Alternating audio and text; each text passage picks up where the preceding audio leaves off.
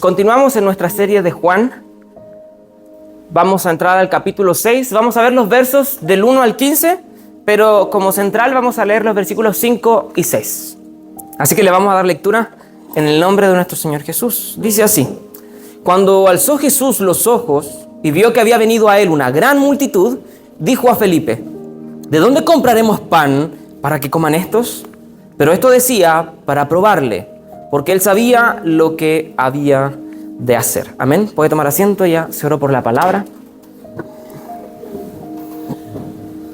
El capítulo 6 tiene una fuerte relación con la historia que sucede en el libro del Éxodo. Cuando el pueblo de Israel viaja por el desierto, vemos que en esa historia el pueblo de Israel recibía algo que se llamaba maná, que era como una especie de harina o material que caía del cielo con el cual preparaban pan. Era el pan del cielo, se le llamaba el maná. Y Dios lo sustentaba con eso, dándoles este pan del cielo. Y en esta historia vemos algo muy similar. Vemos paralelos bien contrastados o bien marcados, mejor dicho, con la historia del peregrinaje en el desierto del pueblo de Israel y este relato. Hay una Pascua cerca, lo vamos a ir viendo.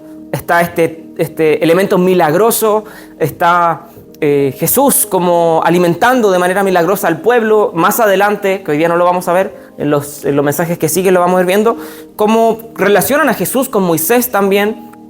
Tiene un fuerte paralelismo con esa historia. Así que vamos a ir viendo verso a verso y vamos a hablar, o la palabra nos va a hablar acerca de la confianza en Dios a raíz de esta historia.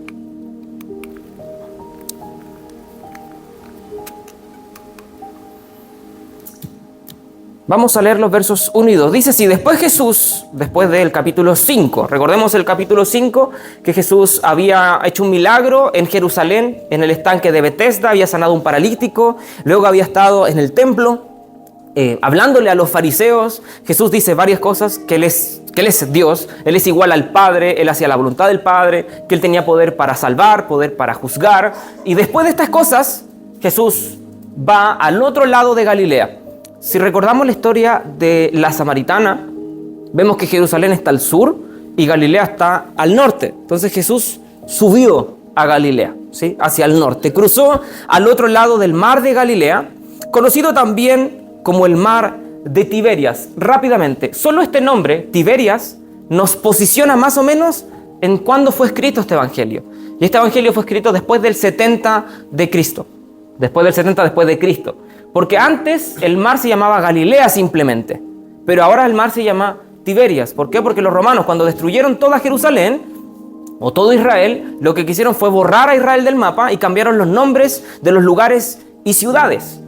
Y al mar de Galilea le llamaron Tiberias, pero eso pasó después del 70.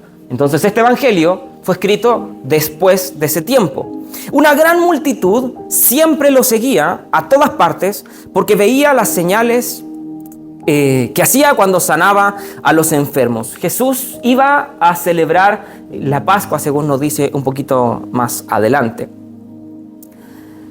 Venía de Jerusalén e iba hacia Galilea. Entonces vemos que una gran multitud seguía a Jesús y Juan nos dice que esta multitud veía las señales que Jesús hacía cuando sanaba a muchas personas. Recordemos que en el Evangelio de Juan ocupa mucho el término señales y no milagros simplemente, porque estas señales son las que muestran que Jesús es el Mesías, son las señales de la divinidad de Jesús, ¿sí? La razón por la que la gente seguía a Jesús, Juan la deja clara, porque la gente veía el poder milagroso de Jesús. Ellos veían que hacían milagros, entonces la gente seguía a Jesús. Podemos hacernos una pregunta de análisis a nosotros mismos, y es: ¿por qué seguimos a Jesús? ¿Somos igual que esta multitud? ¿Vemos que Jesús hace milagros, entonces queremos seguirlos? ¿O hay otra razón? Jesús ya criticó esta actitud. En más de una oportunidad, en los primeros 5 capítulos, Jesús ya critica esta actitud. Es más de una oportunidad que la gente solo seguía a Jesús por lo que Él hacía, pero no por sus palabras. La gente no escuchaba a Jesús. Le daba lo mismo lo que Jesús dijera. La gente quería ver que Jesús hiciera obras, que hiciera milagros. Jesús incluso en el capítulo 4 reprende a un soldado y le dice: ustedes no creerán a no ser que haga señales solamente. Lo critica en contraposición a los samaritanos, que ellos no vieron ninguna señal, pero solo creyeron por lo que escucharon de Jesús. Ahí hay una fe contrastada. Entonces, esta fe de la gente no fue espontánea. Ellos vieron los milagros y creyeron. Ahora, lo vamos a ver un poquito más adelante, pero este es un milagro que se repite en todos los evangelios. Y es el único milagro que está presente en los 4 evangelios. Y cada evangelio nos da una perspectiva distinta del milagro y nos ayuda a reconstruirlo. Así que un poquito más adelante vamos a ver ese punto. Veíamos que esta multitud lo seguía por esa razón. Y esto es súper importante a lo largo de todo el capítulo, que tiene varios versículos. Es largo el capítulo, tiene más de 60 versículos. Y este punto lo debemos tener muy claro. La razón por la que la gente seguía a Jesús no era por sus palabras, era por las cosas que veía que Jesús hacía. O sea, podemos adelantar un poquito. Si Jesús no hubiera hecho milagros, ¿la gente hubiese seguido a Jesús? No, porque la razón por la que lo seguían eran los milagros, al menos esta gran multitud, ¿sí? Esta gran multitud. Versículo 3 al 5. Entonces, al ver a esta gran multitud que lo seguía, Jesús subió a una colina y se sentó allí rodeado de sus discípulos. Ya era casi el tiempo de la celebración de la Pascua judía. Ese detalle de la Pascua judía nos ayuda a entender la gran cantidad de gente que había allí. Recordemos que la fiesta de la Pascua era una fiesta obligatoria para los judíos y tenían que viajar de todas partes a Jerusalén. Entonces, como ya era casi, toda la multitud de Galilea se había congregado para viajar a Jerusalén, y como Jesús estaba haciendo milagros, se congregaron alrededor de Jesús, quien también iba a ir a Jerusalén cuando se celebrara la Pascua. Enseguida, Jesús vio una gran multitud que venía a su encuentro. Dirigiéndose a Felipe, le preguntó: ¿dónde podemos comprar pan para alimentar a toda esta gente? Era una gran multitud. El mismo evangelio de Juan nos dice, y los otros evangelios también lo dicen, más de 5,000 personas. Se contaban a los hombres, 5,000 hombres, pero tenían sus esposas y sus hijos. Y por lo general había más de un hijo por familia. Se estima como bajo y mínimo más de 15,000 personas, ¿sí? A Jesús no le atemorizaban las multitudes. No tenía problemas con eso. Podía predicarle a uno, como a la samaritana, o podía predicarle a miles, y él no tenía problemas. Ahora acabo de decir algo que el texto no dice. ¿Jesús les predicó? ¿Qué dice el relato? ¿Jesús les predica?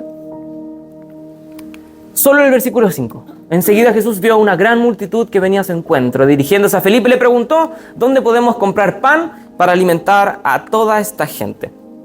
Como les decía, este es el único milagro que está registrado en los 4 evangelios. Y cada evangelio da un detalle distinto de este milagro o de los hechos que acompañan, porque Juan da pocos detalles. ¿Qué estaban haciendo los discípulos? ¿Qué estaban conversando los discípulos? A Jesús hubo una conversación más extensa, distintas palabras. Jesús hizo algo más en este relato. Todo eso lo agregan los demás evangelios. Juan, de hecho, da pocos detalles del contexto y se centra solamente en Jesús, sus discípulos y la reacción de la multitud. Allí se centra Juan, pero el resto de detalles lo agregan los otros evangelios. Por ejemplo, Marcos, capítulo 6, dice que este evento se desarrolló luego de que Jesús enviara a los 12 apóstoles a predicar de 2 en 2. Y cuando ellos regresaron a contarle a Jesús cómo les había ido, sucede esto. Mientras estaban conversando, los discípulos le estaban contando todo lo que habían hecho y dicho, sucede este evento. Eso lo dice Marcos. Lucas nos cuenta cómo Jesús con sus discípulos se habían apartado al desierto. Si bien es una zona desértica, era una parte desértica, pero estaba el mar de Galilea ahí mismo, ¿sí? Si bien el mar de Galilea era un lago grande, muy grande, se le llamaba mar por eso, porque era muy grande, pero no era el océano, era un lago simplemente, pero era gigante. Pero Lucas dice que esto era una zona desértica, o sea que no habían ciudades más o menos cerca. Mateo muestra la perspectiva de Cristo. Mateo dice que Jesús vio a esta multitud y se compadeció de ellos. Eso explica un poquito el por qué Jesús estaba preocupado por alimentarlos, ¿sí? Pero no solo eso, sino además los otros evangelios nos dicen que Jesús les dijo a sus discípulos que ellos tendrían que alimentar a esta gente. Y ahí sus discípulos le dijeron: ¿cómo lo vamos a hacer? Y Jesús le pregunta a Felipe ¿dónde podemos comprar pan para alimentarlos? Y Felipe da la respuesta que viene más adelante. Pero también nos dan un detalle, que esto sucedió luego de que, o estaba ya anocheciendo cuando sucedió esto. Pero también nos dice que Jesús sí les estaba hablando. Jesús les hablaba del reino de Dios y también hacía milagros y sanaba personas. Dentro de todo este evento, Jesús les hablaba y Jesús hacía milagros. Así que los 4 evangelios nos dan un panorama bien amplio de todo esto. Pero debemos hacernos una pregunta. ¿Por qué a Felipe? ¿Por qué no a Juan? ¿Por qué no a Pedro? ¿Por qué no a Judas? ¿Por qué no a Santiago? ¿Por qué le pregunta a Felipe dónde podían comprar pan? La verdad es que no es tan complejo porque Felipe era muy cercano a esa zona, vivía muy cerca de allí. Entonces Felipe sabía dónde podían comprar pan. Solo eso. Pero la intención de Jesús no era saber dónde vendían pan. La intención de Jesús, ¿cuál era? Probarlos. Jesús vio a esta multitud, se compadeció de ellos y vio en esto una oportunidad para enseñarles a sus discípulos una lección que nosotros también debemos aprender, ¿sí? Entonces, por eso es súper pertinente que entendamos la lección que Jesús quería darle a sus discípulos. Lo estaba poniendo a prueba, porque Jesús sabía lo que había de hacer. Jesús no le tomó por sorpresa a la multitud. A Jesús no le tomó por sorpresa la respuesta de Felipe. Jesús tenía claro lo que él había de hacer, ¿sí? ¿Qué dice Felipe? Felipe le respondió: 200 denarios de pan no bastarían para que cada uno de ellos tomase un poco siquiera. La respuesta de Felipe no es equivocada, era real. Eran más de 15.000 personas. 200 denarios era muchísimo dinero. Era más o menos como 8 meses de sueldo actuales. Eso más o menos eran 200 denarios, ¿sí? Estamos hablando de actualmente millones de pesos. Y Felipe dice, aún teniendo esos millones de pesos, si trasladamos esa cifra actual, no alcanzarían a comer un poco siquiera, porque son demasiadas personas. Felipe, rápido de mente, rápido para sacar cálculos y cuentas, Felipe dijo, es imposible. No hay forma de que nosotros alcancemos a darle de comer a esta gente. Son demasiados, no tenemos el dinero y tampoco tenemos el tiempo para trabajar esta cantidad de tiempo para comprarles. Y además debemos sumar que era de noche. ¿Dónde iban a comprar a esa hora esa cantidad de comida? Era difícil. Felipe no estaba mal en su respuesta. Él estaba bien. Pero Jesús lo estaba poniendo a prueba, no solo a él, sino a todos sus discípulos y también a nosotros. Y también uno de los propósitos de este relato era exhibir el corazón de sus discípulos y exhibir el corazón de toda la multitud que lo seguía. El problema no fue la respuesta de Jesús. El problema fue a quién le dio la respuesta de Felipe. El problema fue a quién le dio la respuesta. ¿Quién le preguntó a Felipe esto? Jesús. ¿A quién le respondió Felipe? A Jesús. Ahí estuvo el problema. Porque le respondió al que hacía milagros. Le respondió al que no tenía ningún impedimento. Jesús transformó el agua en vino. Y muchísima agua en vino la transformó. Eran varias tinajas, cientos de litros. En un segundo los transformó en vino. Y lo sabían. Jesús sanó enfermos. Y lo habían visto. Habían visto los milagros de Jesús. ¿Y cuál fue la respuesta de Felipe? No tengo la menor idea, pero yo creo que tú eres capaz de hacerlo. ¿Fue esa la respuesta? No. La respuesta de Felipe es imposible. No se puede. No hay forma de hacerlo. Ni con mucho, 200 denarios, pudiésemos darle un poco siquiera.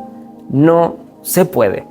El problema no fue la información de Felipe, que estaba muy acertada, era muy correcta, fue un análisis muy bueno.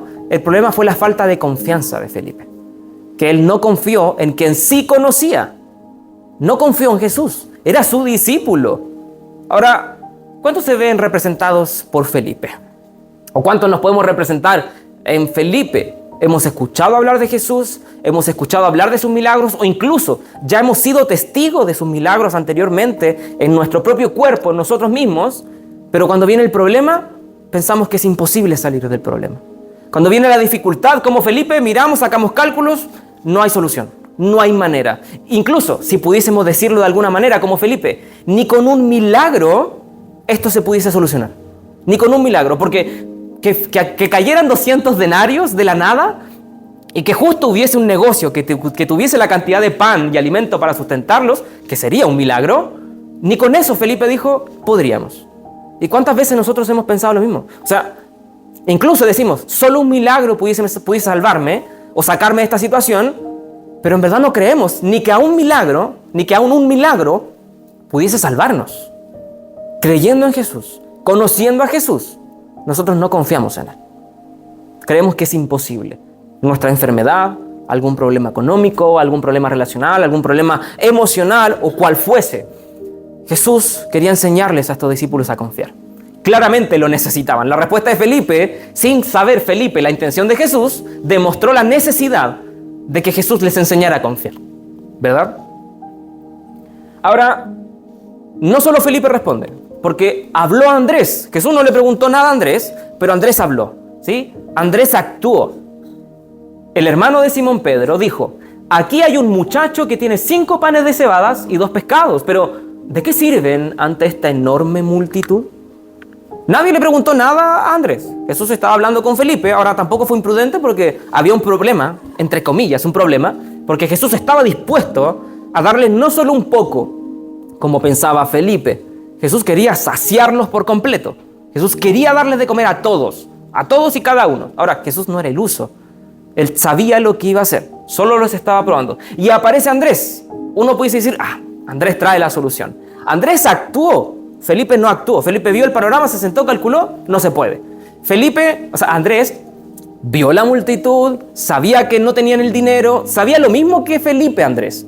Pero Andrés actuó, Andrés hizo algo. ¿Y qué hizo Andrés? Trajo un niño que tenía 5 panes y 2 peces. Pero ese acto de Andrés tampoco fue de mucha fe, porque ¿cuál es la respuesta? ¿De qué sirven ante esta enorme multitud? ¿O qué puedes hacer con tan poco? Sí, te traje algo poco, pero no sirve, ¿sí? También nos podemos ver identificados con Andrés. Tal vez sí, estamos en el problema, intentamos solucionar el problema con nuestros medios, pero decimos, no sirve, no alcanza. No, mi esfuerzo, o incluso hasta cierto punto, mi fe es muy poca. No va a servir para solucionar el problema. Mi confianza, como es la enseñanza que Jesús les quiere dar, mi confianza en Jesús, es muy poco. O incluso nosotros, Señor, ¿qué vas a hacer conmigo? No, soy muy poco para que tú puedas solucionar esto. Mi trabajo es muy poco, Señor. ¿Cómo lo vas a solucionar? ¿Cómo voy a salir de esto? Es muy poco. Tal cual como Andrés. Sí, Andrés se movió. Andrés actuó. Andrés intentó hacer algo, pero Andrés tampoco confiaba en que ese poco Jesús lo pudiese utilizar. Ahora, ¿esta historia les parece conocida? La de Andrés, al menos. Señor, es muy poco. Es muy poco. Hay una historia en el Antiguo Testamento de una mujer que tenía un poco de harina y un poco de aceite. ¿Y cómo termina la historia? Con muchísimo aceite. Muchísimo, ¿verdad? Jesús multiplicó eso poco. Hay otra historia en la Biblia de un hombre que tenía que luchar contra un ejército grande, muy grande. Y este hombre es llamado por Dios, este hombre junta el ejército y en el proceso Dios le dice, son muchos. Y este hombre, Señor, ni los muchos son tantos comparados al ejército enemigo. Y Dios le dice, son muchos. Echa a los que tienen miedo a su casa. Se van. Hace otra prueba, se van más. 300 hombres solamente queda el ejército. 300, contra miles de soldados enemigos. Gedeón decía, Señor, son muy pocos. Y los demás son muchos. ¿Qué sirve esto poco ante esta enorme multitud? ¿Y cómo termina la historia? Ellos terminaron derrotando a todo el ejército enemigo con estos pocos.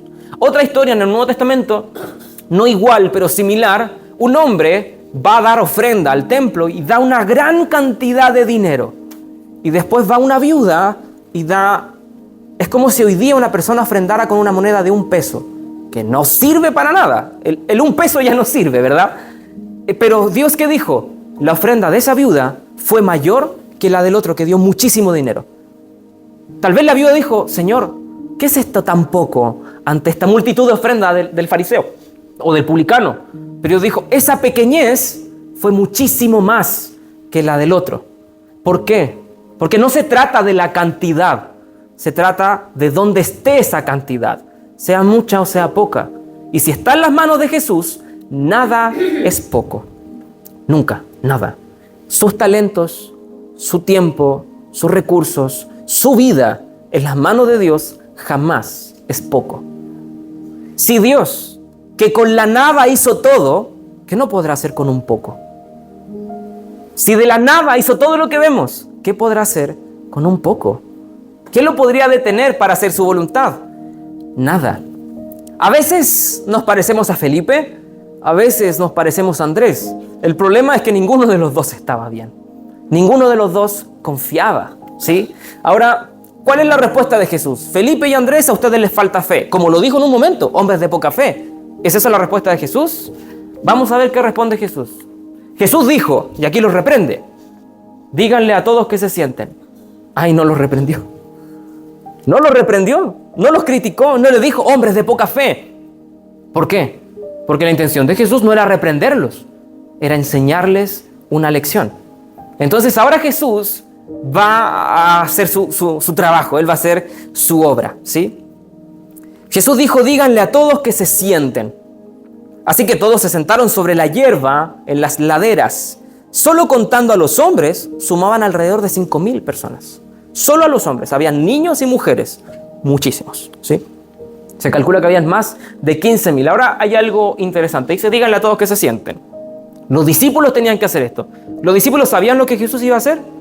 No tenían la menor idea de lo que Jesús iba a hacer, pero ellos tenían que obedecer. Y fueron y dijeron a la gente que se siente. Los otros evangelios nos dice que hicieron grupos de 100 y de 50. Y nos dice que la hierba era alta. Era alta hierba. Entonces, allí, junto a delicados pastos, se sentó esta multitud. ¿Sí? Junto a delicados pastos. Hay un paralelo bien fuerte también entre esta historia y el Salmo 23. Jesús aquí es el buen pastor. Como dice el Salmo 23, Jehová es mi pastor. Aquí Jesús es el buen pastor. ¿Y qué nos dicen los otros evangelios? Que Él los miró y se compadeció de ellos. Incluso otro evangelio también nos dice cómo Jesús, al mirar la multitud, los ve como ovejas sin pastor. Y aquí Jesús es el pastor. ¿Y qué dice el Salmo 23? Jehová es mi pastor y nada me faltará. ¿Qué le faltaba a esta multitud? Comida. ¿Y Jesús proveyó comida?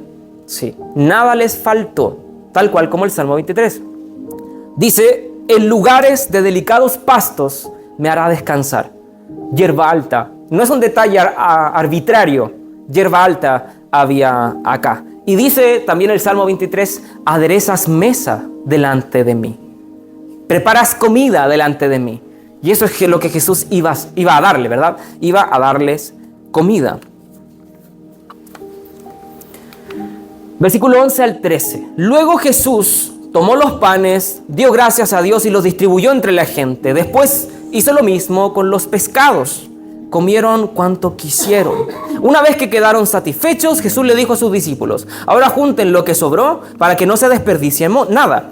Entonces ellos juntaron las sobras y llenaron 12 canastas con los restos que la multitud había dejado después de comer de los 5 panes de cebadas. Aquí hay algo importante.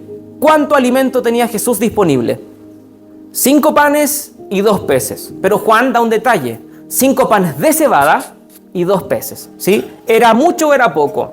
No servía nada. Era extremadamente poco. ¿Sí? Ahora, Juan dice que este pan era de cebada. La cebada era la harina de más baja calidad que había en ese tiempo. Era la más barata, la más económica, la menos nutritiva. No eran 5 panes, eran los peores 5 panes que pudiese encontrarse Jesús.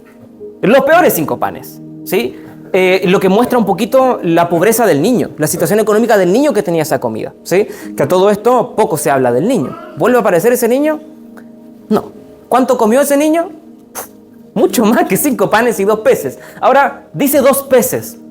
La Reina Valera dice 2 pececillos, ¿sí? Y en el griego, justamente, la palabra es pecezuelo o pececillo, que es un pez muy pequeño. No era un filete de atún o de salmón el que tenía el niño. Eran 2 peces secos que se cocinaban con sal simplemente y que era un bocadillo. Ni siquiera, era comerse un snack. Y eran 2.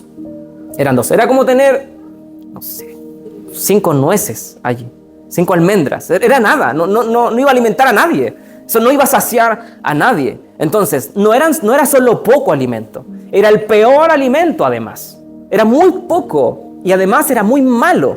Pero Jesús tomó eso y lo multiplicó. Y aquí, en esta escena, hay detalles muy importantes. Este milagro, vuelvo a repetir, es el único que se registra en los 4 evangelios, ¿sí? De los cuales se nos dan muchos detalles contextuales del milagro. Pero ¿cómo Jesús hizo el milagro? Ningún evangelio lo registra.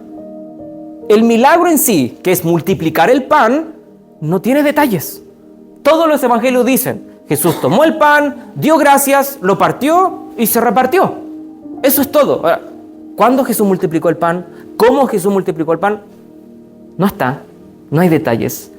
La simpleza del milagro está allí. Porque no hay detalles. No hay detalles. De seguro los discípulos se miraban y decían, ¿qué estamos haciendo? ¿De dónde sale todo este pan? Y también la otra pregunta es, ¿por qué Jesús le está dando de comer? ¿Sabe lo que dicen los otros evangelios? Los discípulos dijeron, maestro, ya es tardecito. ¿Por qué no los despachas para su casa? Le dice. O sea, parece que se les pegó la carrera. Tíralos para su casa porque si se quedan más ratos es nuestra responsabilidad. Él es el maestro, Él les está enseñando, Él está haciendo milagros. Los discípulos dicen, échalos para la casa. No tenemos para sustentarlos. Y Jesús le dice, denles de comer. Y ahí los discípulos dicen, ¿y de dónde sacamos? Y ahí Jesús pregunta, ¿dónde a Felipe? ¿Dónde podemos comprar pan? Felipe le dice, no se puede, no hay cómo. Y Andrés dice, aquí tengo una... No, en verdad no sirve para nada, porque es muy poco. Jesús los toma y le dicen, díganles que se sienten, da gracias, tomen, repartan el pan. El milagro sucedió en las manos de Jesús. Los discípulos no hicieron el milagro. Los discípulos distribuyeron el milagro. ¿Jesús pudo haber hecho que lloviera pan del cielo? Sí, podía hacer lo que Él quisiera, ¿verdad? Si llovió maná en el desierto, Jesús pudo haber hecho que llovieran pan y pescado, ¿sí? Muy similar a lo que sucedió en el desierto. Cayó carne del cielo, cayeron aves en un momento y los hebreos comieron de ello y caía el maná. Jesús pudo haber hecho eso, no lo hizo. Jesús pudo haber enviado cuervos que alimentaran a la gente, como también hay un relato en las Escrituras. Pudo haber enviado a sus ángeles que alimentaran a la gente. O pudo haber hecho simplemente que el pan y el pescado apareciera ahí en su mano. Pero no, ¿qué hace Jesús? Envía a sus discípulos. Porque recordemos que Él les quería enseñar una lección. No, la lección hasta este punto no es solo confíen que yo lo puedo hacer. Si nos vamos de este culto con la confianza de que Dios puede hacer cosas, mi predicación estuvo mal, o cerraron sus oídos a la mitad del mensaje. Porque esa no es la enseñanza. No es, sí Señor, yo creo que tú puedes sacarme del problema. Sí Señor, yo puedo que tú puedes darme un mejor sueldo. Sí Señor, yo creo que tú me puedes sanar porque confío en ti. No, la lección no es esa. La lección es más profunda todavía. Y aquí ya Jesús recién comienza a enseñarles algo que los discípulos probablemente todavía no estaban entendiendo. Y allí está el punto. Algo interesante, no sé si les llama algo la atención acá, es que Jesús dio gracias. Charles Spurgeon, él dijo, Cristo da gracias por estas menudencias o por esta pequeñez, por esto tan poco, porque Él sabía en lo que se iba a convertir. Por eso Jesús da gracias. ¿Jesús dio gracias después de partir el pan? No. Jesús dio gracias antes de partir el pan. Antes de que el milagro se hiciera, Jesús dio gracias. Antes de eso. Y eso ya es una lección en sí misma. Eso muestra, dentro de la humanidad de Jesús, la confianza que Jesús tenía en la voluntad del Padre. Recordemos que Jesús es Dios. Él sabía lo que iba a hacer. Jesús toma el pan y da gracias. Me imagino, o imaginémonos, la cara de los discípulos. ¿Por qué está dando gracias? ¿Va a comer solo? ¿Y va a dejar a todo el resto con hambre? ¿Por qué da gracias por el pan? Jesús no alcanza. Jesús no es el mejor pan. Jesús se lo acabamos de quitar a un niño. El niño quedó sin comer. ¿Por qué da gracias? Porque Jesús sabía en lo que se iba a convertir. Sabía en lo que se iba a convertir. Cuando Jesús en la cruz dijo, está listo, está hecho. ¿Estaba hecho? Sí, pero no. Sí, pero no. Consumado es, dijo Jesús en la cruz. ¿Pero el trabajo estaba terminado? No, pero el trabajo estaba asegurado. Todavía no estaba terminado, pero el trabajo se iba a completar. Y Él se iba a encargar de que el trabajo llegara al final. Porque el que comenzó en nosotros la buena obra, será fiel en completarla. Porque Jesús ve lo que no es como si ya fuese. Por eso Jesús da gracias. Y esto es una lección para nosotros. Yo no puedo ver ¿En qué nos vamos a convertir? Yo no puedo ver cómo va a resultar el problema. Pero Jesús dio gracias, aún de que este se solucionara. Aún de que aún hubiese una posible solución. No, Jesús agradeció. Esto es lo que tengo, no alcanza, es poco, pero gracias, porque esto es lo que tengo.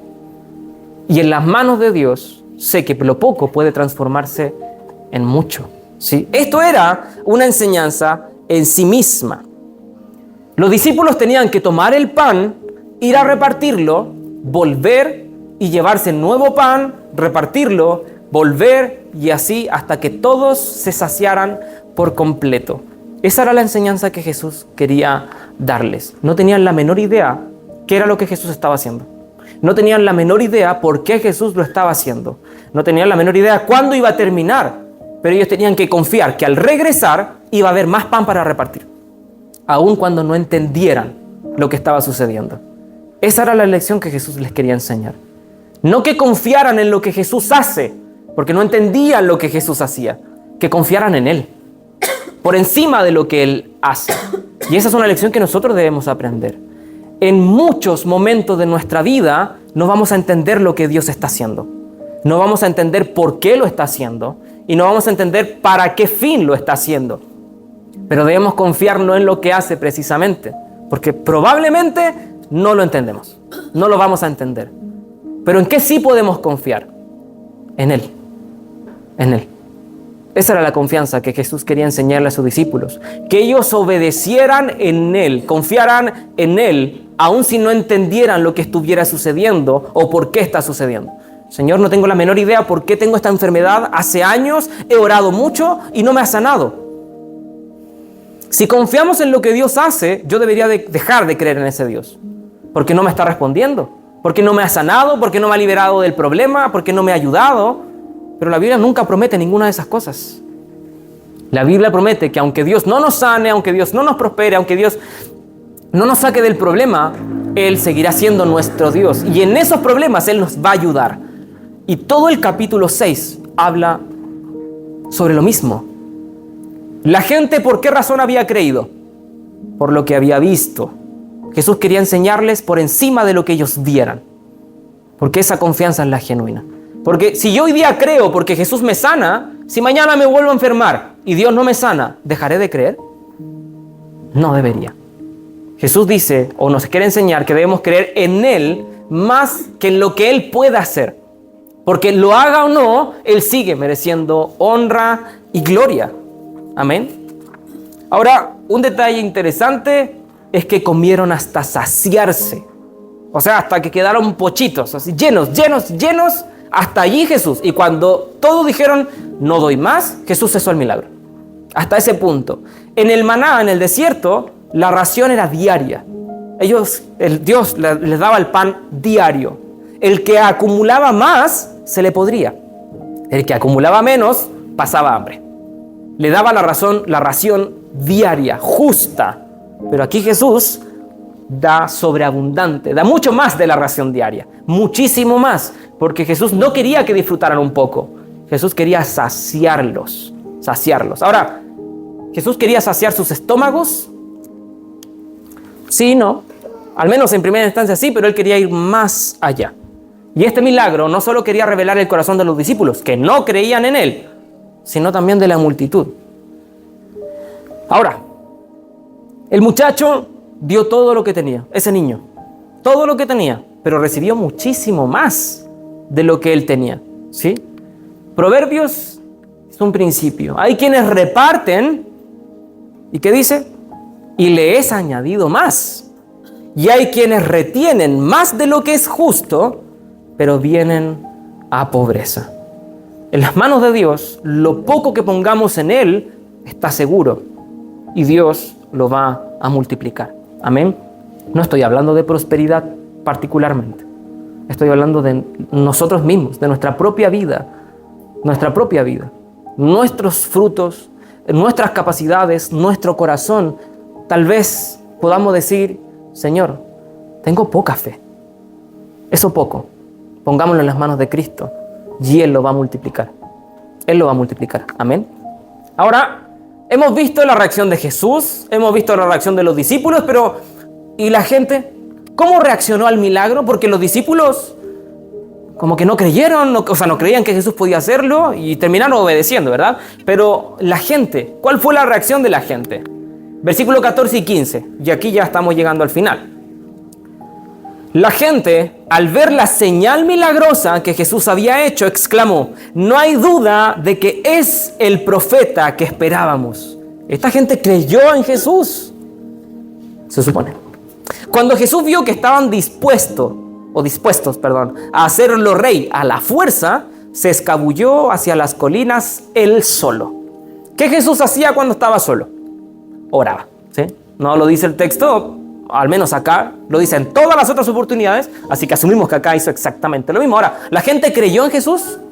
Sí, creyó en Jesús. Y fíjense, este es el profeta para nosotros, es el profeta que esperábamos, es Cristo el profeta. Que Juan escribió su evangelio para que al ver las señales que estaban escritas en el evangelio, nosotros creyésemos que Él es el Cristo, el profeta esperado, el Mesías prometido, y el Hijo de Dios, y que creyendo en su nombre tengamos vida.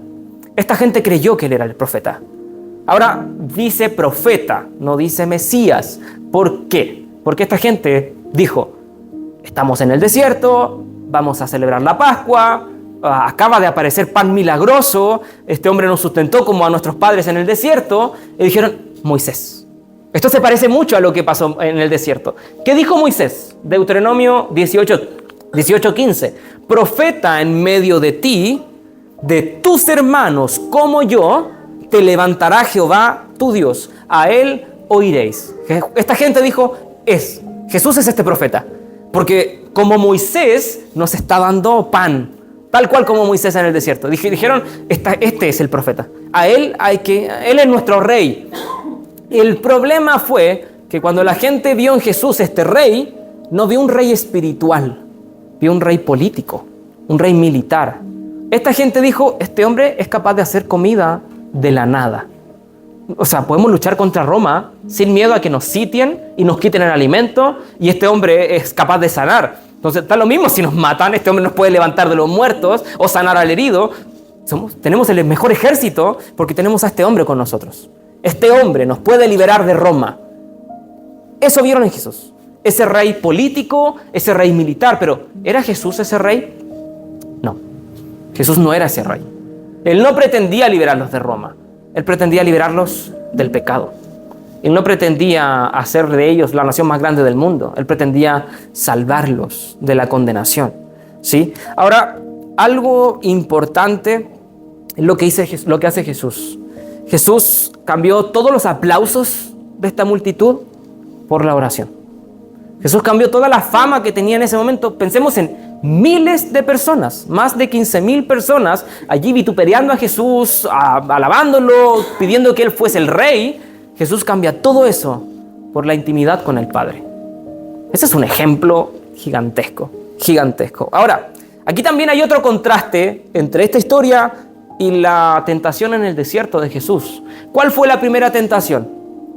¿Tienes hambre? Convierte estas piedras en pan. ¿Jesús se alimentó a sí mismo? No. Pero Jesús vio a esta multitud y no les dio uno. Los sació hasta que quedaron llenos. A ellos sí les dio todo, pero Él no hizo pan para sí. No solo podía transformar las piedras en pan. Pudo haber hecho aparecer pan de la nada, pero Jesús no lo hizo. Pero con la multitud sí lo hizo. A ellos sí los alimentó y sí los sació. Pero a sí mismo, no. ¿Cuál fue la segunda? O una de las tentaciones. Si postrado me adoras, yo te daré todos los reinos de este mundo, dijo Satanás. ¿Verdad? ¿Qué le ofreció esta multitud a Jesús? Tú puedes ser el rey de esta nación y liberarnos. ¿Cuál fue la respuesta de Jesús en ambas circunstancias? No. Ni todos los reinos de este mundo, ni este reino, o el más pequeño, ningún reino. Porque mi reino, dijo Jesús, no es de este mundo. Era una prueba de confianza no solo para los discípulos, sino para esta gran multitud. ¿Esta multitud confiaba en Jesús? La multitud seguía a Jesús porque veía las señales. La multitud fue testigo del milagro. La multitud confiesa que Jesús es el Mesías o el profeta prometido. Esta gente sí cree en Jesús, ¿sí? cree en lo que Él puede hacer, en lo que Él hizo, y además tiene una idea gigantesca de lo que Él también pudiese hacer, ¿sí? Ahora, en contraposición, los discípulos. Los discípulos habían visto una multitud de milagros. Incluso ellos mismos, recordemos que ellos venían de hacer milagros. Ellos venían de sanar enfermos, de dar vista a los ciegos, de levantar paralíticos. Los propios discípulos. Hace una semana estaban sanando enfermos. Y ahora Jesús le dice, ¿cómo los alimentamos? Imposible. No hay manera. Ni con un milagro. Estos discípulos están allí. Jesús los prueba porque ellos no confiaban en Jesús, pero ellos obedecen a Jesús. Ahora, ¿con cuál nos identificamos nosotros? ¿Somos los discípulos o somos la multitud? Unos creen por ver la multitud, pero los discípulos no creen aún viendo. Uno no puede decir, no, la multitud era mala y los discípulos buenos. Es que ninguno era bueno. La multitud creía por interés, solo por interés. Pero los discípulos ni por interés creían. Aún viendo milagros, ellos no creían. O sea, en ellos había incredulidad. Porque viendo, no creían.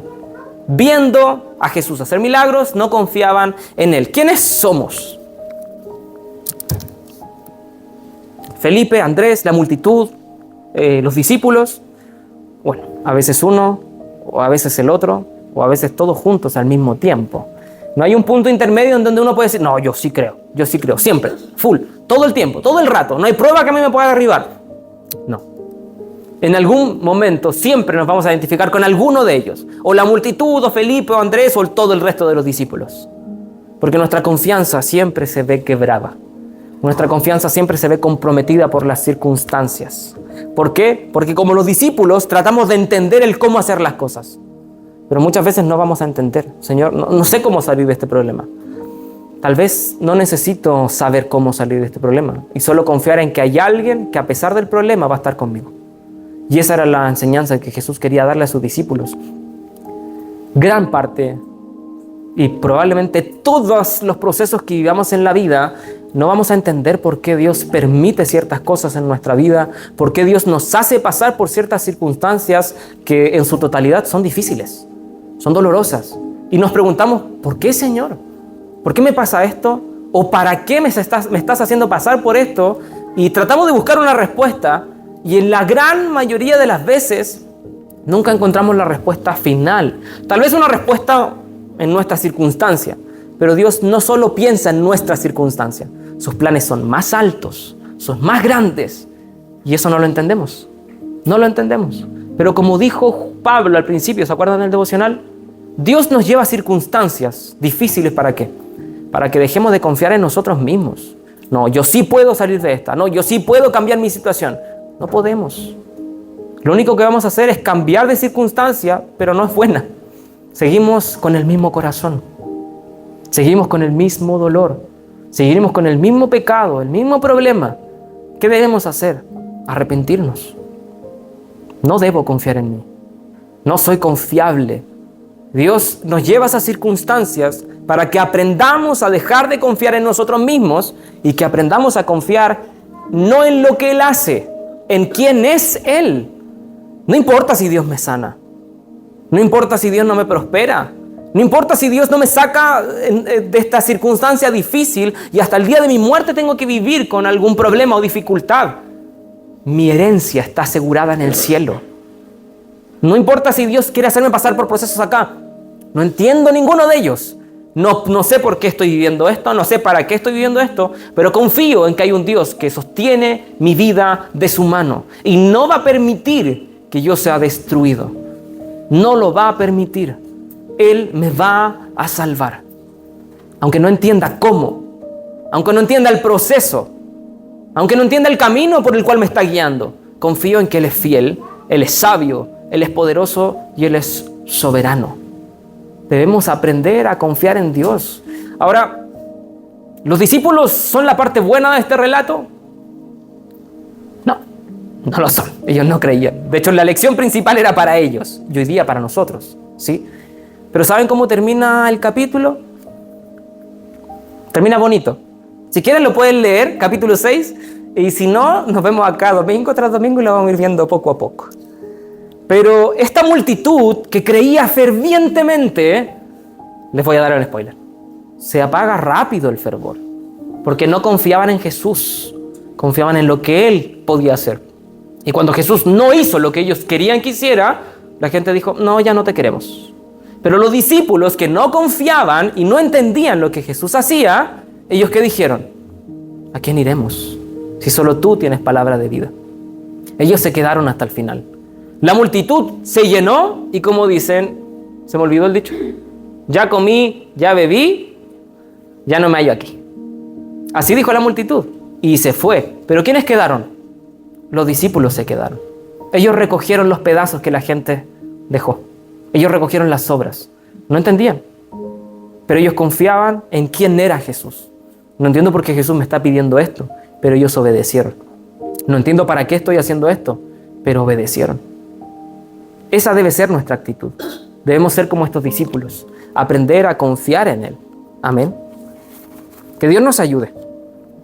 Vamos a estar orando por esta palabra y que Dios obre en nosotros. Que Dios nos enseñe a dejar de confiar en nosotros.